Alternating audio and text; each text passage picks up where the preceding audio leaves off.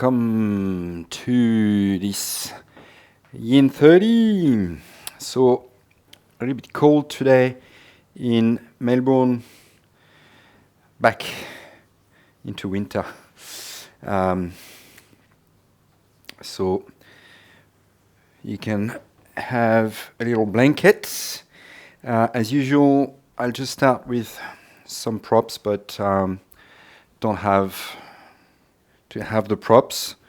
Most probably a blanket if you're down in Melbourne today, cold. That can also be used to elevate your hips. Otherwise, you might have a cushion that can be handy, but again, that's not absolute necessity. And I'll just start probably if you have a foam roller, or I have one of these magnificent device, really good for the spine, so you can start rolling the spine. If you don't have any of this stuff, you can just start maybe in Supta Baddha Konasana, just for a few minutes here. I just like to, sometimes when I come on the mat for some good stretches like the yin, I really love this one. So again, this is called, I mentioned that before, but if you're interested, this is called the lockerroomsports.com. And this is really, really good for the spine. I love it. I get to roll the spine, get it cracking, realigns, readjust the spine. So it's quite good before getting into some deeper stretch. As sometimes the yin practice can be strong. I mean, it's always, just any yoga, it's only always as strong as deep as you make it. So you have to recognize your state of the day, your limitations, and really go with it, which is sometimes often something that we have a problem with in our competitive society, which creates type A minds. We always want to push, thinking that it's gonna make it better, and we also sometimes, or quite often, have probably little awareness sometimes to what we actually feel. So the two combined are not too good, so that's why I like to get it a bit rolling. If you're into Supta Baddha Konasana, anything like a block, to maybe open a bit more into already a little back bend, letting the hips open, finding that stretch. Just taking one more minute or two in this pose, taking the time to arrive, feeling the breath.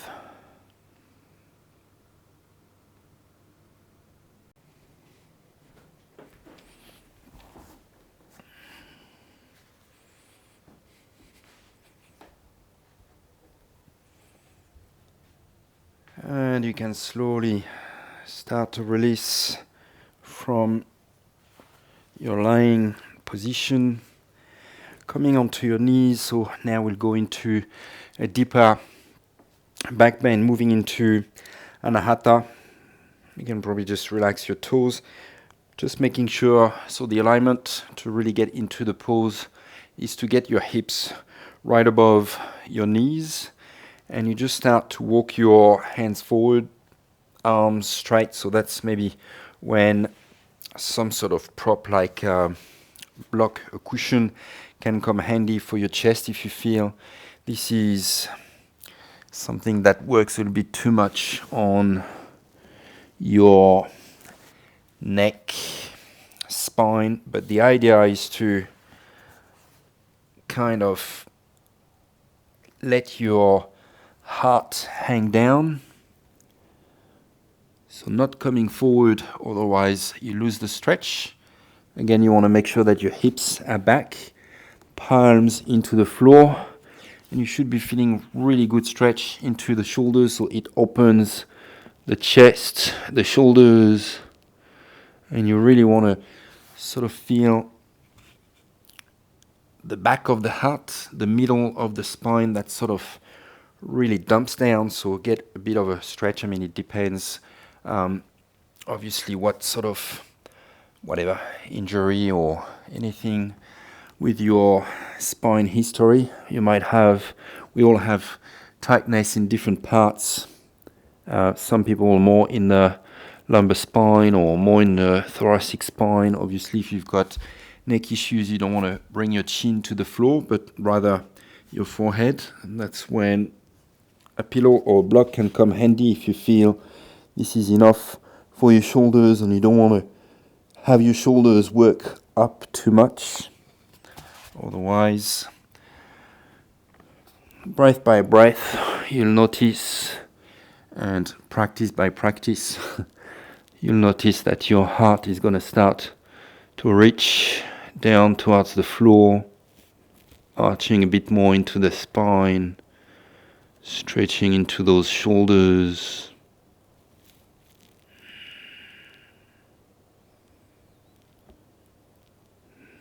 Again, just really work with the breath, letting every breath out help to relax the spine.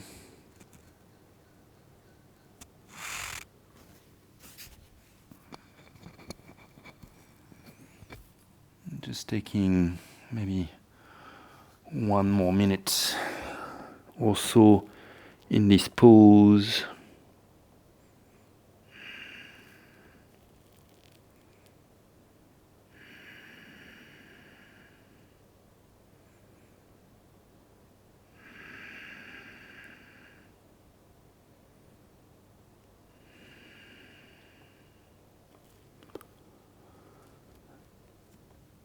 And then you can slowly come forward onto your elbows. You can overlap your hands. I like to make a sort of diamond shape here so that I can rest my forehead on my hands to lengthen into the back of the neck. So that's really a sort of counter pose for the neck if you've been with your chin on the ground. So you want to try to work your thumbs just right there in between your eyebrows, in the nick of the nose, just so that you protect your nose from smashing into the ground. And just relax the back of the neck, letting the spine gently return to a neutral position.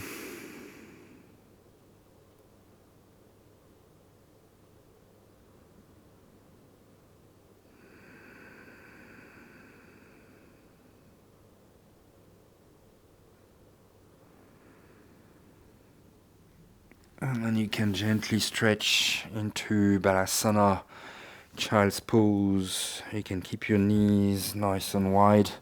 Just taking a few breaths here with your forehead relaxed. Again, trying to really lengthen into the back of the neck to counter that previous pose. Maybe rolling your shoulders back. Any movement that feels good.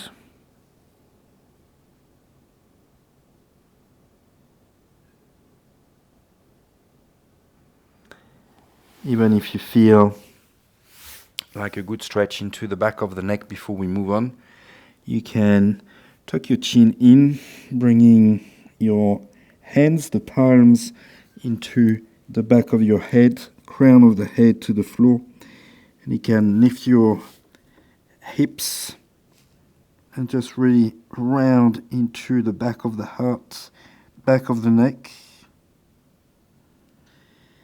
Your rabbit pose, just for a good stretch. And then you can bring your left knee forward, Sitting back onto your left hip, and you swing your right leg around. So we come into shoelace pose. Take a moment to adjust. So that's maybe when a blanket or cushion can come handy if you're a little bit tight and you need to elevate your hips if that's a bit too much for your knees. Your choice. And you can bring your right hand behind your back, inhaling your left arm up. You can either get hold of your fingers if that's available, or if this is too much, you can just keep your hands on your knees. Other option, if you want to stretch a little bit more into the rhomboids, muscles between the shoulder blades, you can bring your left arm under, and either you just give yourself a good hug so you can grip with your fingers to bring your arms into a better hug. Always something that we appreciate, most probably lack these days, so just give yourself a good hug or move into the full eagle pose. And if you have the full eagle pose, you might even lean forward or just Gomukhasan, arms lengthening into the spine. So we'll stay there for just about a minute or two in whichever variation that you have chosen, just to settle into the pose, feel into it. Trying to stay grounded into both hips equally. Noticing the spine, trying to keep it nice and straight.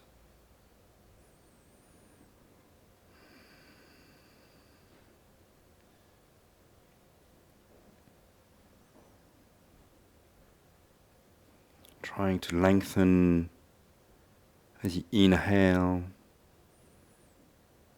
Soften into your shoulders, your hips as you exhale.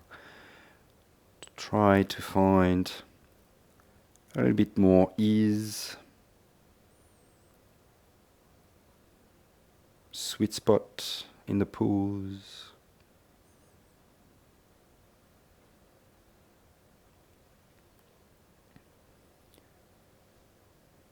And then very slowly you can release, and we just take a little twist so you can hook your left elbow on the outside of your right knee, bringing your right hand behind your back, and again working with the breath as you inhale. See if you can lengthen, broadening into the collarbones, and as you exhale, turn your head, twist into the spine.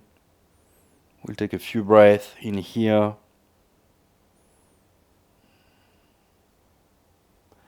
Nice seated twist.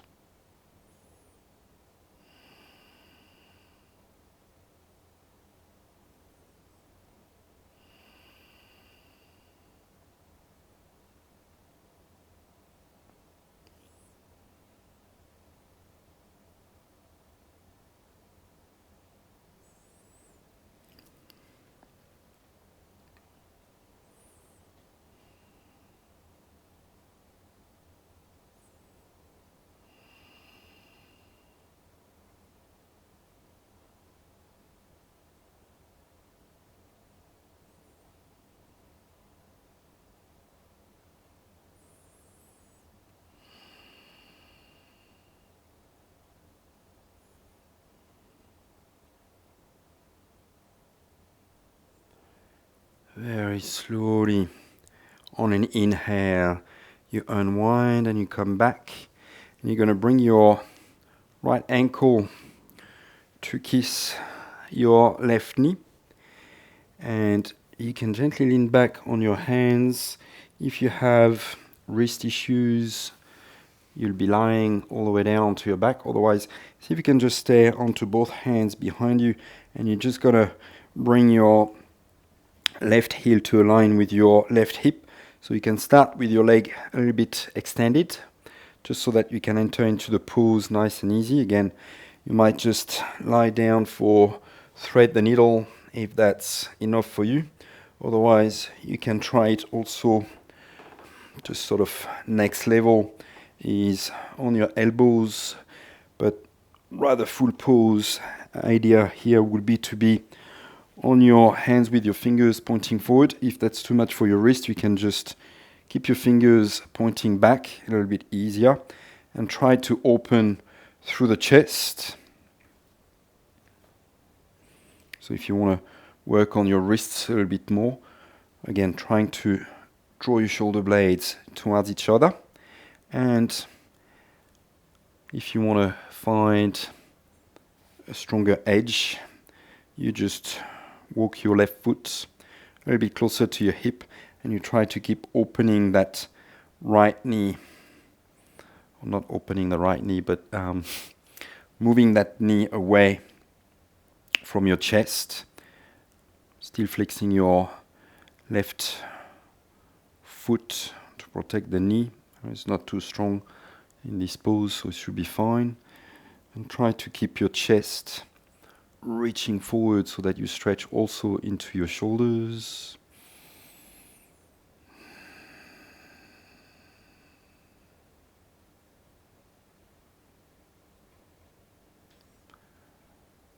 We'll just take another minute here, a little bit of a strong one. So again, just adjust if you need to lie back on your elbows, all the way down on your back. Feel free to do so. And then you can slowly release. So either staying onto your back, your hands, your elbows, and you can just take a quick windshield wipers, feet as wide as the mat. And just exhaling out one way, and then the other way. Pretty strong stretch for the shoulders. Maybe not so much for the hips. And then slowly you can come up. You slide your right leg under, just so that you can bring your left leg over, so that we take the other side. Adjusting, so if you need to lift up, use a prop, feel free to do so. I like to wiggle my hips a little bit here, and also probably push my knees so that they're quite stacked on top of each other. I find it just really helps to keep the spine quite straight as you ground it into your hips. Again, you can take either cow face already, or taking a hug with your right arm under. Again, really use your fingers so that you can give yourself a good hug. Feel that stretch into the back of the heart. Or maybe, if you can go further, you can take the Garudasana, eagle arms. And you really want to lift your elbows but relax the shoulders down. Maybe you can lean forward. Or if you take the Gomukhasana, it's left arm under, right arm up as you inhale.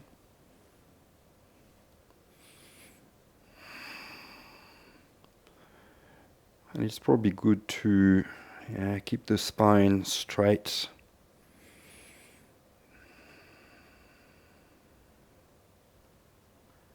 So we've got a minute or two here. Letting the breath help you to settle into the pose.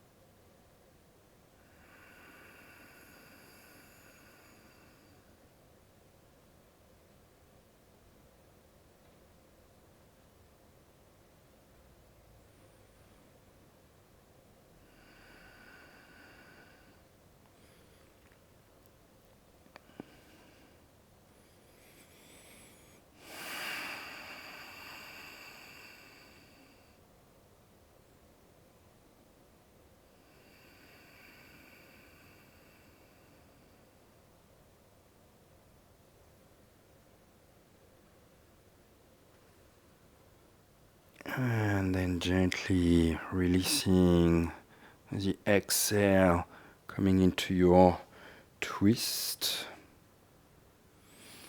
Again, as you inhale, lifts into the spine, lift into the collarbone.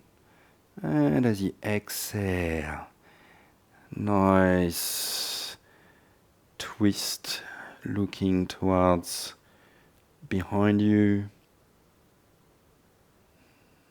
And you keep working with the breath. We've got about a minute here. So a few breaths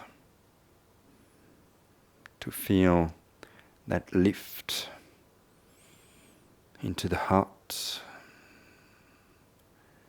softening in the hips, rib cage, shoulders as you exhale.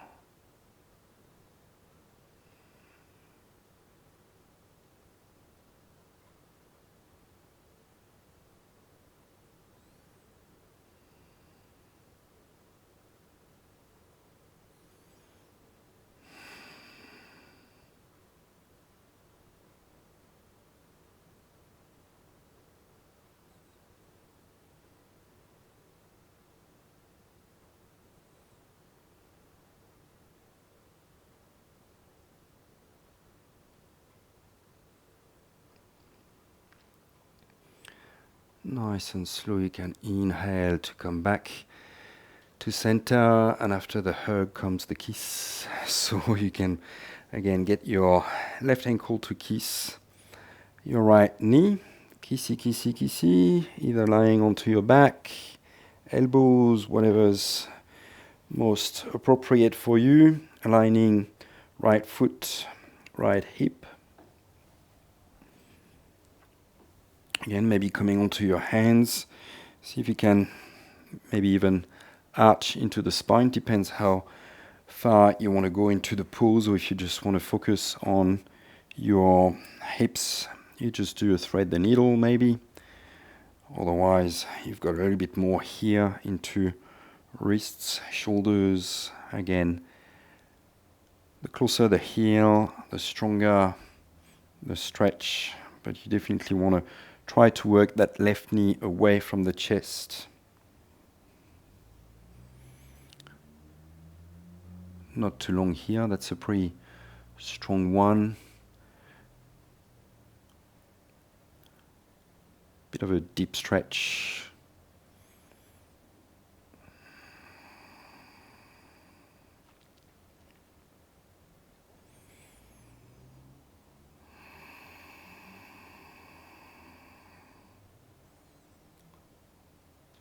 So even though it's a strong stretch, maybe a little bit more on the yang side, try to ease into it. See if you can find that yin within the yang.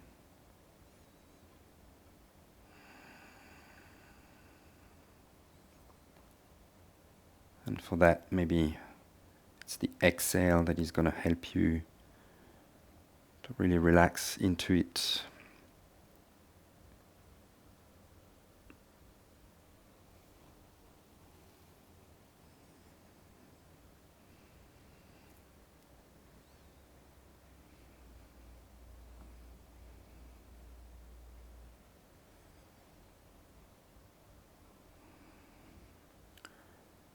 And then slowly releasing, again maybe coming onto your back or staying onto your back. Maybe a little windshield wipers. And we can just finish with Dragonfly or just an easy forward fold if you want. Your choice. If you don't want to go too deep, you can just come into Caterpillar, but you want to probably have your feet as wide as the mat so that you can really fold in between your legs. Easy version. Or if you can go, you have more flexibility. It's good to use your mat in this way because this can give you a bit of reference depending on where your hips and feet fall in the mat, just so that you know if you progress or if you can't quite get to where you get sometimes. You know that maybe there's some sort of tightness, something to attend to. If you don't have so much awareness and you want to make sure you flex your toes and just try to relax forward, letting the pelvis tilt forward. So we've just got 2-3 minutes here. And as usual, we try to keep the spine nice and straight, so you really want to reach forward with your heart as you inhale. Soften into your hips as you exhale.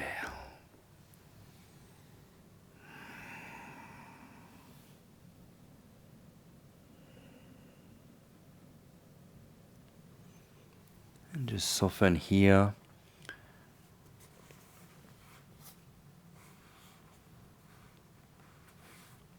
Trying to keep your forehead relaxed on a block, back of your hands, whatever is most appropriate. It's a pretty good pose to end the practice. As a general rule, forward folds help to go a little bit deeper within. Helps to relax, especially when you find some pressure on the forehead. You can close your eyes.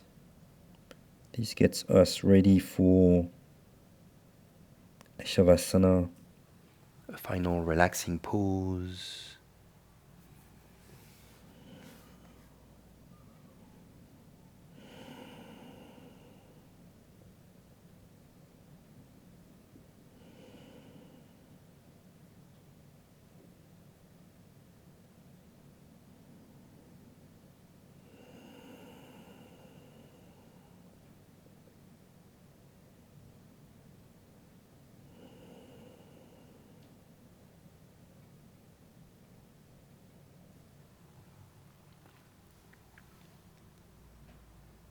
Quite possibly keeping your eyes closed. Very, very gently. As you inhale, you can start to make your way up, helping your knees to come back with your hands. And just bringing your legs together, nice and slow. And lying straight away on your back, relaxing completely in Shavāsana.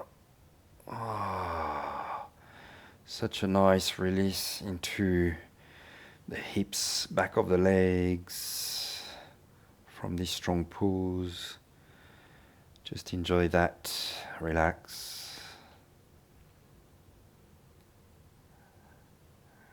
Soften onto your back. Enjoy a few minutes of bliss. Or as long as you want, as usual, you can just switch everything off. Maybe play Yoga Nidra if you have more time. Or just forget about the time. See if you can really find that place where time disappears, doesn't count. This is where you'll find a deeper relaxation. So you're not doing Shavāsana for such amount of time. Just allow yourself to be in Shavāsana. Deep relaxation pose.